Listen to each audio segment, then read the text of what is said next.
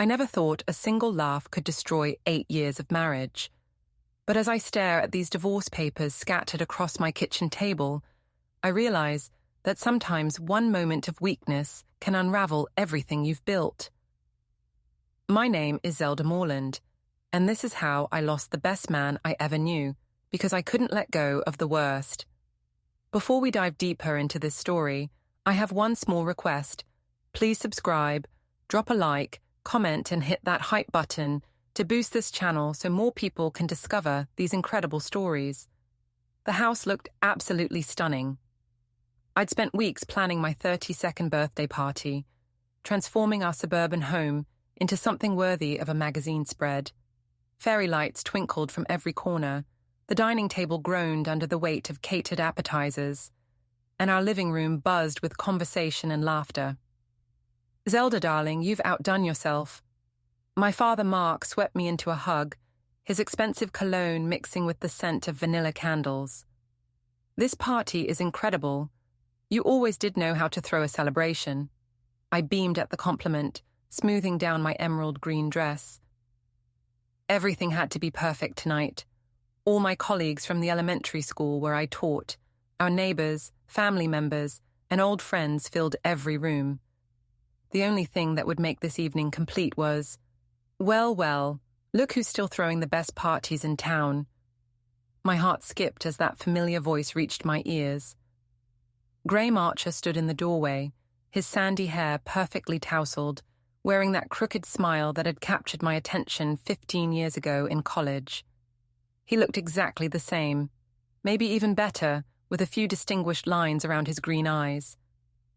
"Graeme!" I practically squealed, rushing over to embrace him. "I can't believe you made it. I wasn't sure you'd gotten my invitation." "Wouldn't miss it for the world, birthday girl." His arms lingered around my waist just a moment too long. "You look absolutely radiant. Marriage clearly agrees with you." From across the room, I caught Ethan's eye. My husband stood near the kitchen doorway, his jaw tight as he watched our reunion. At 35, Ethan had the quiet, steady presence of someone who solved problems for a living.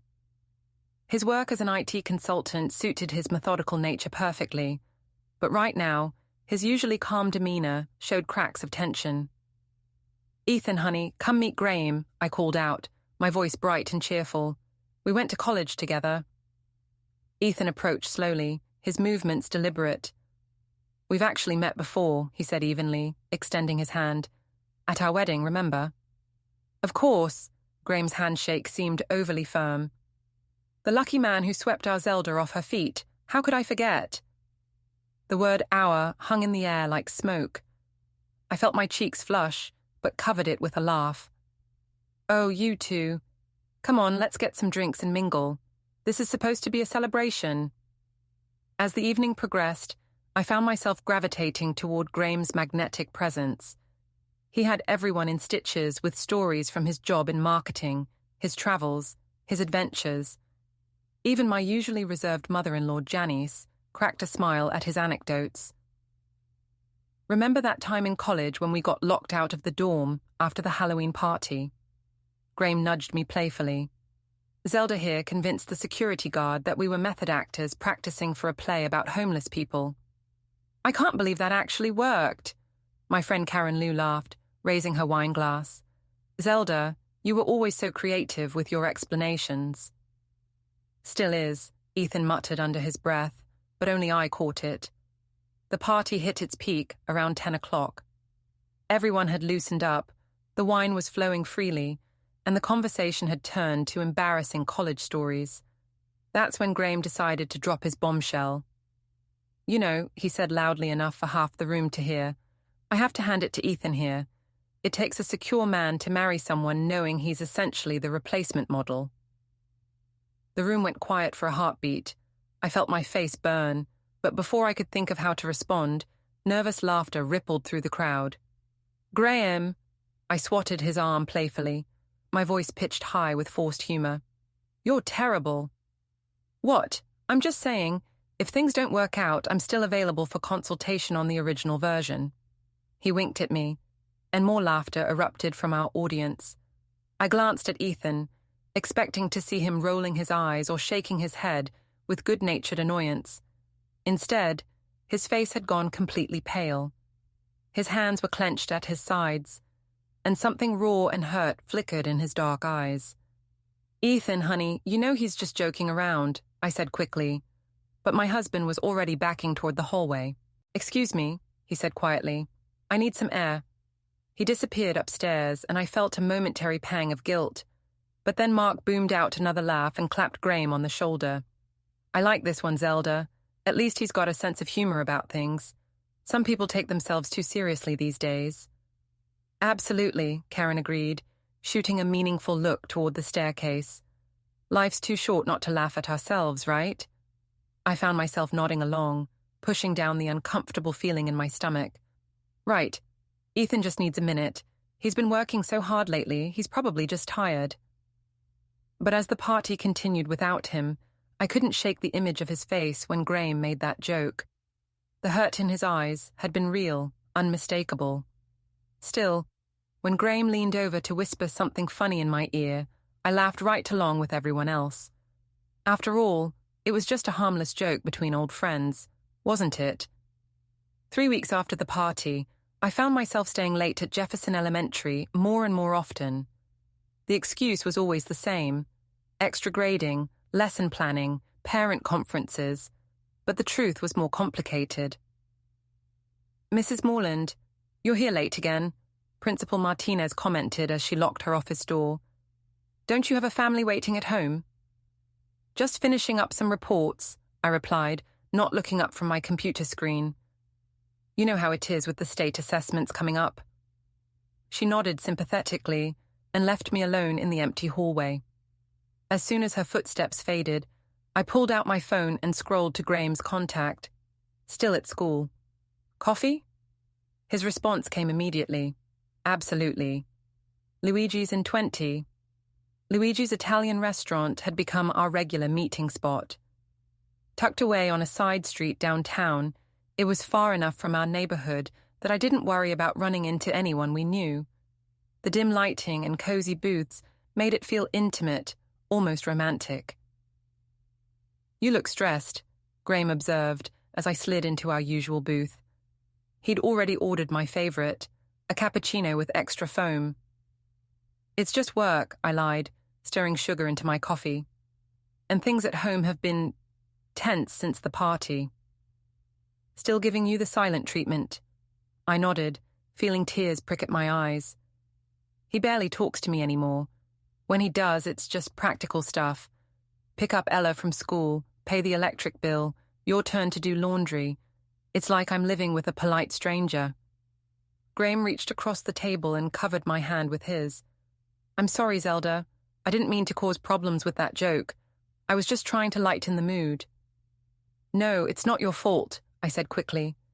"He's been distant for months, even before the party. I think he resents how hard I work, how much time I spend on my career.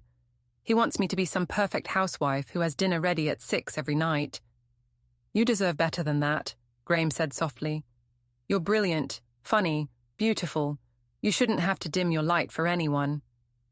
His thumb traced gentle circles on my knuckles, and I felt a familiar flutter in my chest. This was dangerous territory, but it felt so good to be appreciated, to be seen as more than just a wife and mother.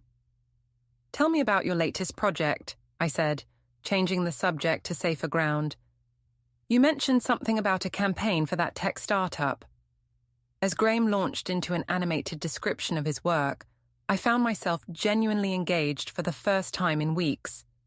He made everything sound exciting, full of possibility. With him, I felt like the person I used to be, spontaneous, creative, alive. We talked until the restaurant started closing around us. As we walked to our cars, Graeme caught my hand again. "Same time next week?" he asked. I knew I should say no. I knew these meetings were crossing a line, even if we weren't doing anything technically wrong. But the thought of going back to Ethan's cold silence, to another evening of stilted conversation and careful politeness, made my chest tight with loneliness. "Yes," I whispered. "Same time." At home, Ethan was already in bed, his back turned to my side. I changed into my pajamas quietly, slipping under the covers without disturbing him. "How was the parent conference?" he asked suddenly, his voice neutral. "Fine," I replied automatically. "Mrs. Peterson is concerned about Tommy's reading level, but I think with some extra attention he'll catch up." Ethan didn't turn around. "You've been having a lot of late meetings lately." "It's a busy time of year," I said, my heart racing. "You know how it is." He was quiet for so long I thought he'd fallen asleep. Then, "I called the school today around 4:30. They said you'd already left." My mouth went dry. I stopped by the store on the way home. We needed milk. The milk in our fridge expires next week." I lay frozen, staring at the ceiling. How could I explain without making things worse? How could I tell him that I needed those conversations with Graeme? That they were the only thing keeping me sane in this suffocating routine we called marriage? "Ethan, Good night, Zelda." His tone made it clear the conversation was over. I closed my eyes and tried to sleep, but all I could think about was Graeme's warm smile and the way he made me feel like myself again. The next morning, Ethan was gone before I woke up. He'd made coffee for himself, but not for me, a small omission that somehow felt enormous. As I got Ella ready for school, I tried to push down the guilt gnawing at my stomach. "Daddy seemed sad this morning," Ella observed as I braided her dark hair. At 6, she was already too perceptive for her own good. "Daddy's just tired from work, sweetheart," I said, forcing brightness into my voice. "You know how hard he works to take care of us. Are you and Daddy fighting?" The question hit me like a physical blow. "No, baby, we're not fighting. Sometimes grown-ups just need space to think, that's all." But even as I said it, I wondered if I was lying to both of us. The annual Jefferson Elementary family picnic was supposed to be a fun, stress-free event. Held at Riverside Park every May, it gave parents and teachers a chance to connect outside the classroom while kids played games and burned off energy. I'd been looking forward to it for weeks, especially since Graeme had mentioned he might stop by. His nephew attended our school. "Beautiful day for a picnic," Ethan commented as we spread our blanket on the grass. He'd been making an effort lately, suggesting we attend together as a family. I appreciated the gesture, even if things still felt strained between us. "Perfect weather," I agreed, watching Ella run off to join her classmates at the face-painting station. "She's been talking about this all week." Ethan smiled, the first genuine expression I'd seen from him in days. "Remember last year when she insisted on getting a butterfly painted on each cheek? She looked like a rainbow exploded on her face. And she refused to wash it off for 3 days," I laughed, feeling a moment of connection with my husband. Maybe we could work through this rough patch after all. That optimism lasted exactly 47 minutes. "Zelda, there's my favorite teacher." Graeme's voice boomed across the park as he approached our blanket. He looked effortlessly handsome in khaki shorts and a navy polo shirt, his hair catching the sunlight. "Graeme," I jumped up, perhaps a little too eagerly. "I wasn't sure you'd make it." "Wouldn't miss it. Tommy's been talking about this picnic for weeks." He gestured toward a boy with sandy hair who was already racing toward the playground. Then his attention turned to Ethan, who had risen more slowly. "Ethan, good to see you again." "Graeme." Ethan's handshake was brief, professional. "Mind if I join you folks? I didn't think to bring a blanket." Before Ethan could respond, I was already making room. "Of course, the more the merrier, right?" What followed was an hour of increasingly uncomfortable conversation. Graeme regaled us with stories from his recent business trip to California, his weekend adventures, his latest dating escapades. He was charming, funny, and completely oblivious to, or perhaps deliberately ignoring, Ethan's growing discomfort. "So Ethan," Graeme said during a lull in conversation, "Zelda tells me you're in IT. That must be stable work." The way he said stable made it sound like a euphemism for boring. "It is," Ethan replied evenly. "I enjoy solving problems, helping businesses run more efficiently. It's rewarding work. I'm sure it is. Very practical. Zelda always did need someone practical to balance out her creative side. Graeme's smile was warm, but there was something calculating in his eyes. She's too much of a free spirit to be tied down by mundane concerns. I felt heat rise in my cheeks. Graeme, you make me sound like some kind of flighty artist. I'm an elementary school teacher. It doesn't get much more practical than that. Oh, but you're so much more than that, he insisted, his gaze intense. Remember that poetry you used to write? Those stories? You had such dreams back then. That was a long time ago, Ethan said quietly. Not that long, Graeme countered. What, 10 years? 12? People don't change that much, do they, Zelda? I felt caught between them, uncomfortable with the direction of the conversation, but flattered by Graeme's attention. I still write sometimes. Just little things. Ethan's head turned sharply. You do? It's nothing serious, I said quickly. Just some poems, short stories, silly stuff. I'd love to read them sometime, Graeme said. I bet they're brilliant. The tension was becoming unbearable when my father appeared, carrying a plate of barbecue and wearing his typical jovial expression. There's my birthday girl, and Graeme, good to see you again. Mark settled onto our blanket without invitation, immediately launching into a story about his golf game that morning. More people began drifting over, Karen and her husband, some colleagues from school, neighbors from our street. Our quiet family picnic had somehow become a social gathering, with Graeme at the center of attention. That's when he decided to escalate things. You know, Graeme announced loudly enough for everyone to hear. I was just thinking about the old days. Zelda and I used to come to this very park when we were dating. We'd sit by the lake and plan out our whole future together. The conversation around us quieted. I felt my face burning with embarrassment and something else, a treacherous flutter of nostalgia. That's sweet, Karen said, glancing between Graeme and me with obvious interest. Young love is so romantic. It really was, Graeme continued, his eyes locked on mine. We had such big plans. Travel the world, write the great American novel, live this amazing bohemian life. Of course, life has a way of leading us down different paths. His gaze shifted meaningfully to Ethan, then back to me. Sometimes I wonder what would have happened if we'd stuck to the original plan. But then again, he grinned widely, maybe it's not too late to revisit some of those dreams. The silence that followed was deafening. I could feel everyone's eyes on us, waiting for my response. Ethan had gone completely still beside me, his face unreadable. I should have shut it down. I should have changed the subject, made some joke about youthful foolishness, redirected attention to the children playing nearby. Instead, I heard myself laugh, a bright tinkling sound that seemed to echo across the park.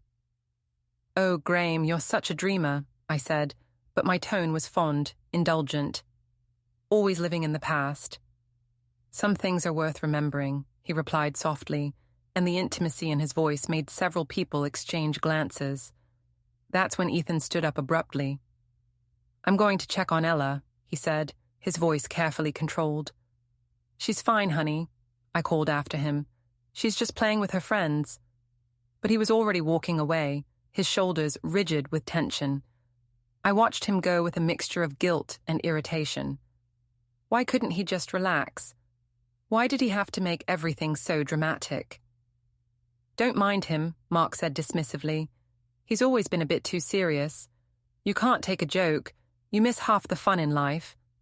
Absolutely, Karen agreed, refilling her wine glass from the bottle she'd brought. Life's too short to walk around with a stick up your ass. Everyone laughed, including me. But as I watched Ethan's retreating figure, something cold settled in my stomach. He wasn't just walking toward the playground. He was walking toward our car, with Ella's hand in his. Looks like Daddy's ready to go home, Graeme observed with amusement. Hope I didn't scare him off. He's probably just tired, I said automatically, but my eyes were fixed on Ethan as he buckled Ella into her car seat. We had a busy morning. I expected him to come back and get me, or at least wave goodbye. Instead, I watched our car pull out of the parking lot and disappear down the street, leaving me stranded at the picnic with a group of people who were suddenly looking at me with a mixture of pity and curiosity. "Well," Graeme said cheerfully, "looks like you need a ride home." I didn't get home until nearly 8 o'clock that evening. Graeme had insisted on taking me to dinner after the picnic, and I'd been too flustered and angry to refuse. How dare Ethan abandon me like that? How dare he make a scene in front of all our friends and colleagues? The house was eerily quiet when I walked in. Ella's toys were neatly put away. The dishes from lunch had been washed and dried, and there was no sign of my husband or daughter. "Ethan," I called out. "Ella, where are you?" No response. I climbed the stairs, checking first Ella's room. Empty, with her bed uncharacteristically made. Our bedroom was also vacant, though I noticed several of Ethan's clothes missing from the closet. Panic began to set in. I grabbed my phone and dialed Ethan's number, but it went straight to voicemail. I tried again, then a third time, my hands shaking as I pressed the buttons. Finally, on the fourth attempt, he answered. "What do you want, Zelda?" His voice was flat, emotionless, and it chilled me to the bone. "Where are you? Where's Ella? I came home and the house was empty." "We're at my mother's." "Your mother's? Why? Ethan, what's going on?" "I think you know exactly what's going on." I sank onto our bed, my legs suddenly weak. "If this is about the picnic, you're completely overreacting. Graeme was just being friendly, telling old stories. There's nothing wrong with that." "Nothing wrong." He repeated the words slowly, as if testing their weight. "You sat there and let another man talk about your romantic past, about revisiting old dreams, and you think there's nothing wrong with that. It was harmless conversation. You're being paranoid and jealous over nothing." "Am I?" His voice was getting colder by the minute. "Then why don't you explain where you've been for the past 4 hours?" Graeme gave me a ride home. We stopped for dinner because you stranded me at the park like some kind of teenager having a tantrum." "Dinner? With Graeme?" "Yes, dinner. As friends. Adults having a normal conversation, which is apparently something you've forgotten how to do." The silence stretched between us, heavy with unspoken accusations. "I want you to stop seeing him," Ethan said finally. "Excuse me?"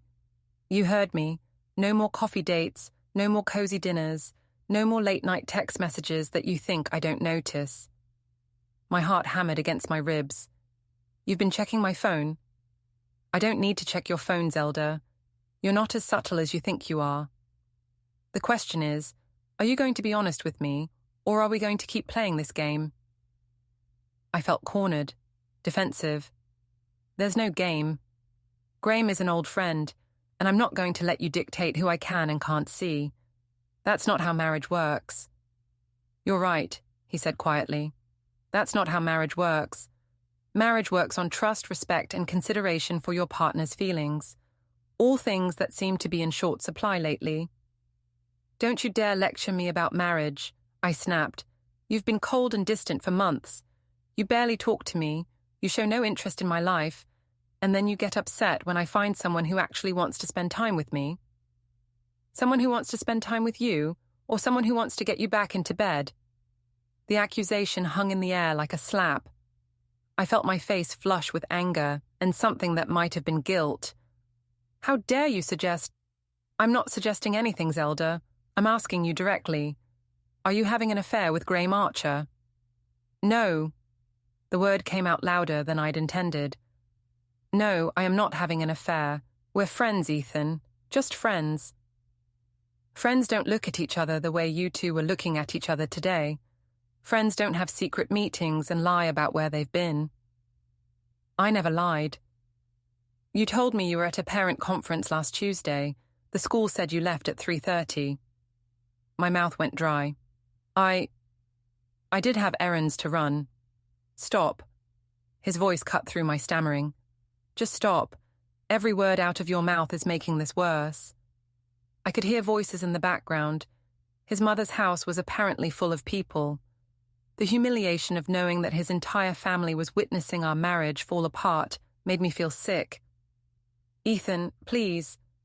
Come home. We can talk about this rationally, without an audience." "I don't think that's a good idea right now." "What about Ella? She needs both her parents." "Ella is fine. She's having a sleepover with her grandmother, and she thinks it's a big adventure. I'm not going to let our problems affect her any more than they already have." "Our problems?" I laughed bitterly. "You mean your paranoid jealousy and controlling behavior?"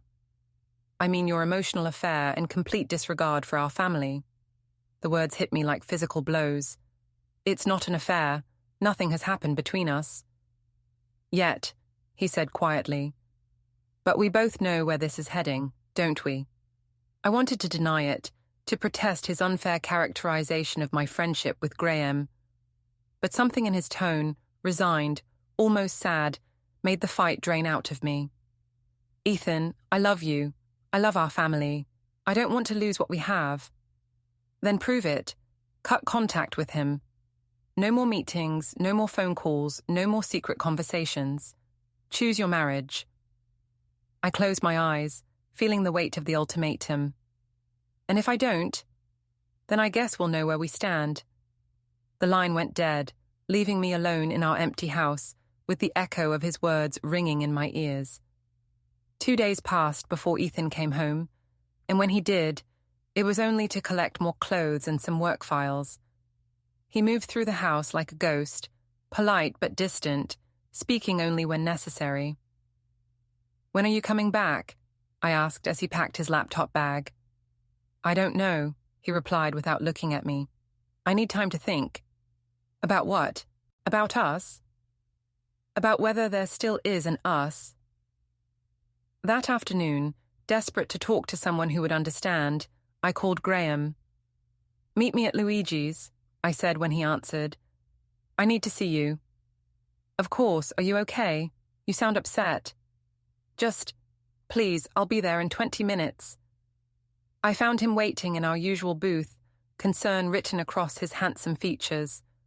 The moment I sat down, the tears I'd been holding back for days finally spilled over. Hey, he murmured, reaching for my hands. "What's wrong?" "Ethan knows," I whispered. "About us meeting, about everything. He's staying at his mother's house, and I think he's going to leave me." "Shh, it's okay." Graeme slid around to my side of the booth, pulling me against his chest. "It's going to be okay." "No, it's not," I sobbed. "My marriage is falling apart, and I don't know how to fix it." "Maybe," he said softly, stroking my hair, "it's not supposed to be fixed. Maybe this is the universe telling you that you're meant for something different." I pulled back to look at him. "What do you mean?" "I mean, maybe Ethan was just a chapter in your story, not the whole book. Maybe it's time to start writing a new chapter." His hand cupped my face, thumb brushing away my tears. "I never stopped loving you, Zelda. All these years, through every relationship, every date, every woman I tried to replace you with, none of them were you. Graeme, I know the timing is complicated, but sometimes life is messy. Sometimes you have to take a leap of faith." He was leaning closer, and I could smell his cologne, feel the warmth of his breath on my face. For a moment I was 22 again, young and reckless and in love with possibilities. "I can't," I whispered, but I didn't pull away. "Yes, you can," he murmured. "You just have to be brave enough to choose happiness." His lips were inches from mine when my phone buzzed with a text message. I glanced at the screen and saw Ethan's name. "Check your email." My blood turned to ice. "I have to go," I said, scrambling out of the booth. "Zelda, wait." But I was already running for the door, my heart pounding with dread. At home, I opened my laptop with shaking hands and logged into my email. There was a message from Ethan with no subject line and a single attachment. When I clicked on it, my world collapsed. It was a legal document, a petition for divorce.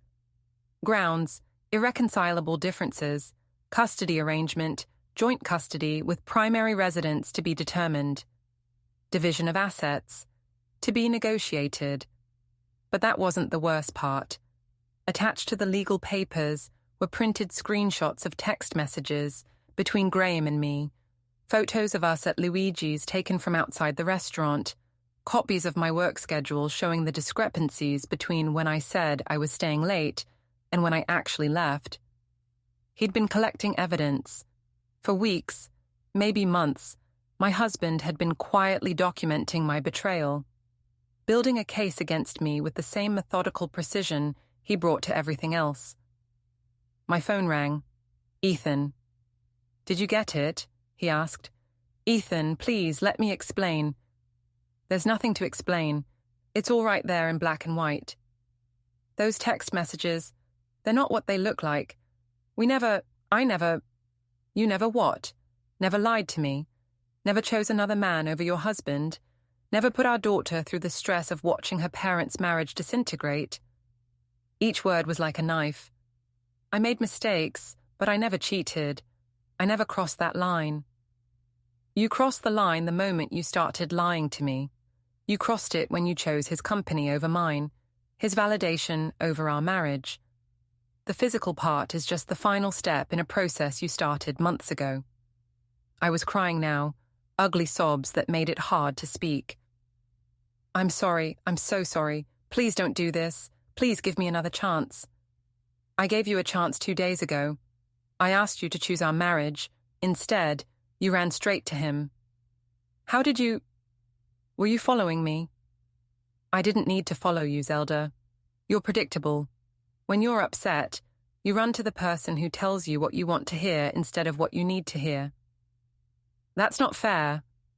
What's not fair is putting our daughter through this. What's not fair is making me question 8 years of marriage because you couldn't let go of some college fantasy.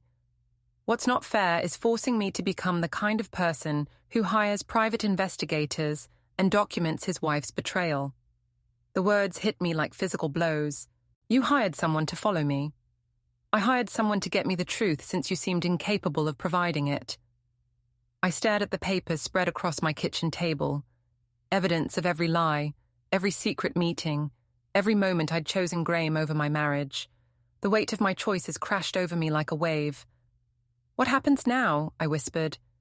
"Now you sign the papers, and we try to minimize the damage to Ella. Now we figure out how to co-parent while living separate lives. Now we both move on." I don't want to move on. I want to fix this. Some things can't be fixed, Zelda. Some betrayals are too deep, some trust too broken. I'm done trying to compete with a memory for my own wife's attention. The line went dead, and I was alone with the wreckage of my marriage spread out before me like a crime scene. Every text message, every photo, every lie documented in careful detail by the man I'd promised to love and honor. For the first time, I saw my actions through Ethan's eyes, not as harmless friendship or innocent nostalgia, but as a systematic betrayal of everything we'd built together. I saw the pain I'd caused, the trust I'd shattered, the family I'd destroyed with my selfishness and lies. But it was too late for regrets. The papers were signed, the evidence collected, the damage done. All I could do now was face the consequences of my choices and hope that someday, somehow, I might find a way to forgive myself, even if Ethan never would. The divorce proceedings moved with ruthless efficiency. Ethan's lawyer was thorough, professional, and armed with enough evidence to paint me as an unfaithful wife who had prioritized an emotional affair over her family's well-being. My own attorney, recommended by Karen, seemed overwhelmed by the mountain of documentation Ethan had compiled. "Mrs. Morland," she said during our second meeting, "I have to be honest with you. Your husband has built an exceptionally strong case. The text messages, the photographs, the timeline of deception, it's all very compelling evidence of marital misconduct." "But I never actually cheated," I insisted for the 100th time. "Doesn't that matter?" Emotional affairs can be just as damaging to a marriage as physical ones, and in some states, they're grounds for fault-based divorce.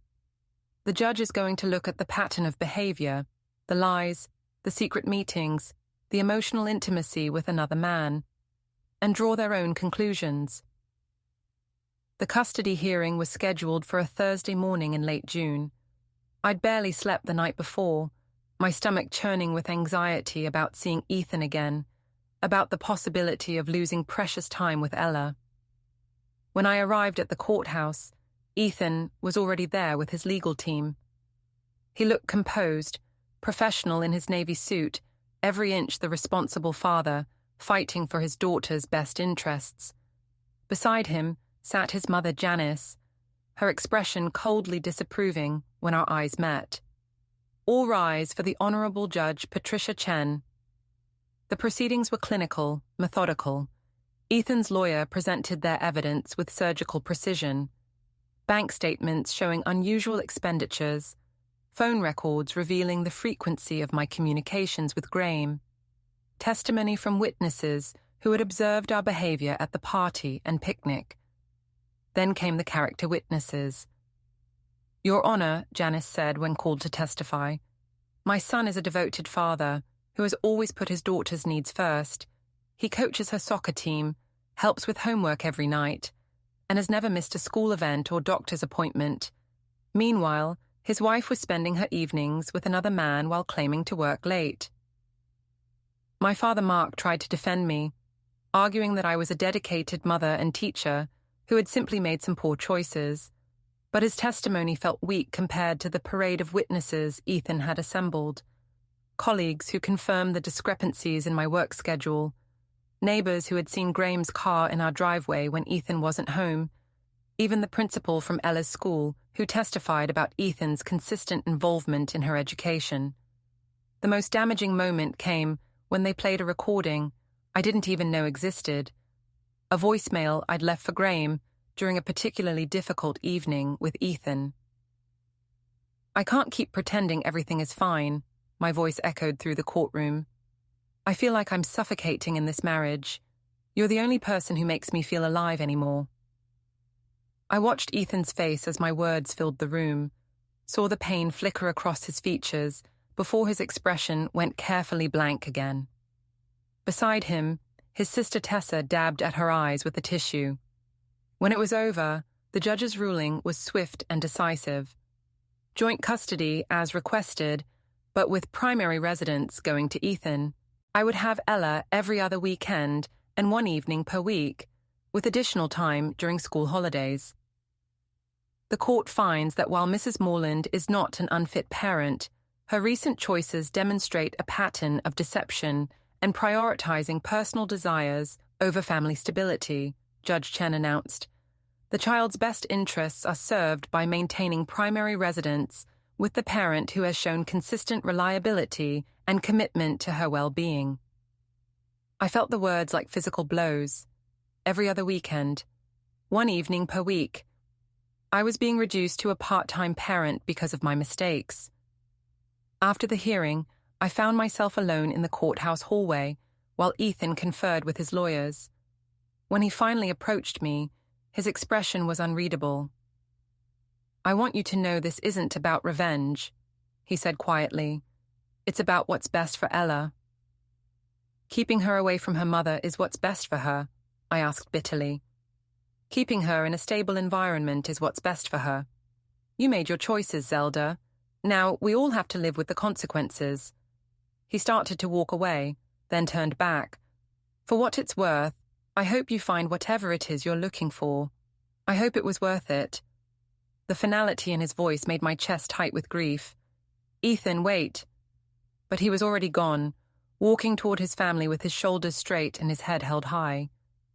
The man I'd married, the father of my child, the person who had loved me unconditionally for 8 years, was walking out of my life forever.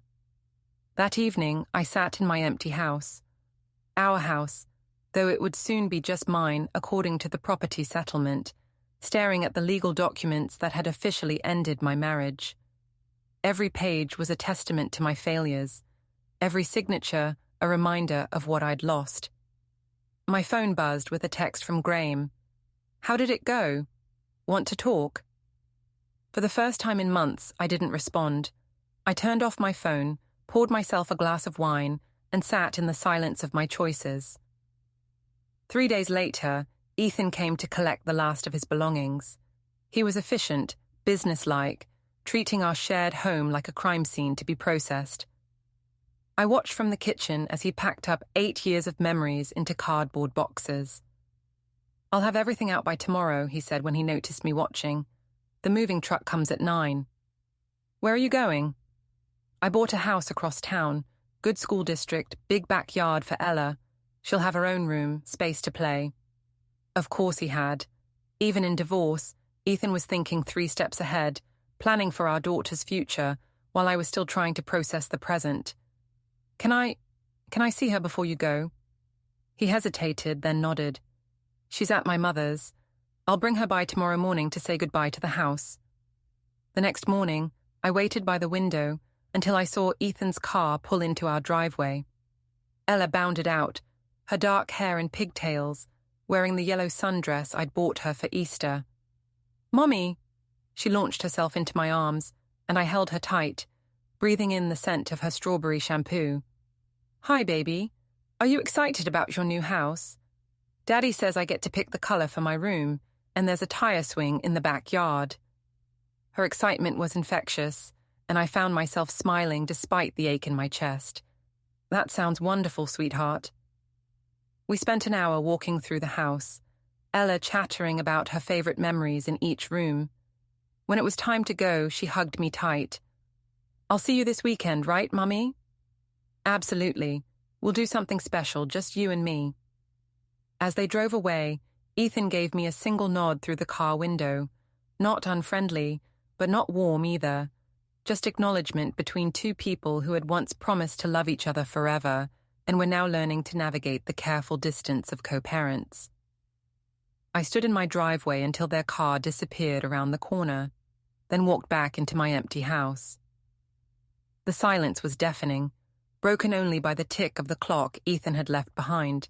Too heavy to move, he'd said, and he was getting new things for the new house anyway. That afternoon, I found myself cleaning obsessively, as if I could scrub away the evidence of my failed marriage along with the dust and fingerprints. In Ella's room, I discovered a drawing she'd left behind, a crayon picture of our family standing in front of our house, all 3 of us smiling under a bright yellow sun. I sat on her little bed and cried for everything I'd lost, everything I'd thrown away for the illusion of excitement and validation. I cried for Ethan's trust, for Ella's innocence, for the life we'd built that I'd systematically destroyed with my lies and selfishness. When the tears finally stopped, I looked around at the remnants of my old life and made a decision. I couldn't undo my mistakes, couldn't take back the hurt I'd caused, couldn't restore the trust I'd shattered, but I could learn from them. I could be better, for Ella, for myself, for whatever future I was going to build from the ashes of my marriage. I picked up my phone and scrolled to Graeme's contact. For a moment I hesitated, remembering his charm, his validation, the way he made me feel special and desired. Then I thought about Ethan's face in the courtroom, about Ella asking if Mommy and Daddy were fighting, about the price of choosing fantasy over reality. I deleted Graeme's number and blocked him on all social media. Then I opened my laptop and began typing a letter. Not to send, but to process, to acknowledge, to begin the long work of understanding how I'd become someone I didn't recognize. "Dear Ethan," I wrote, "I know you'll never read this, and I know it's too late for apologies to matter, but I need to say this, even if only to myself. You deserved better. You deserved a wife who chose you every day, who honored your trust, who put our family first. You deserved honesty and loyalty and love without conditions. I'm sorry I wasn't that person. I'm sorry I let you down. I'm sorry I let us all down. I can't change what I did, but I can promise you this. I will spend the rest of my life being the mother Ella deserves, even if I can never again be the wife you deserved. I will learn from my mistakes, face my flaws, and do better. Not because I expect forgiveness or second chances, but because it's the right thing to do. You were the best man I ever knew, and losing you was the consequence of my own choices. I hope someday you find someone who appreciates the gift of your love and never takes it for granted the way I did.